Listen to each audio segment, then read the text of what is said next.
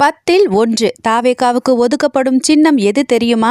2026 தமிழக சட்டமன்ற தேர்தலுக்கு இன்னும் 6 மாசங்களே இருக்கிற நிலையில தமிழக வெற்றி கழகம் சார்பில் 10 சின்னங்கள் அடங்கிய பட்டியலை தேர்தல் ஆணையத்தில் சமர்ப்பிச்சிருக்காங்க.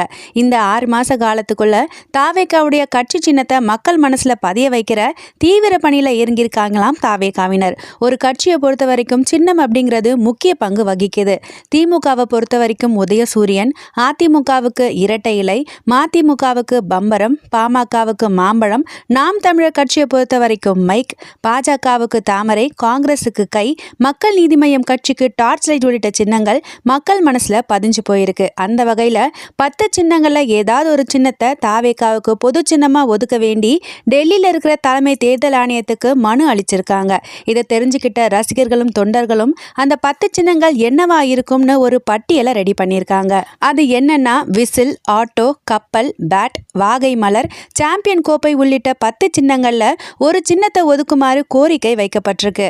இதுல 3 சின்னங்கள் என்னவா இருக்கும்னு கமெண்ட் செக்ஷன்ல சொல்லுங்க மக்களே.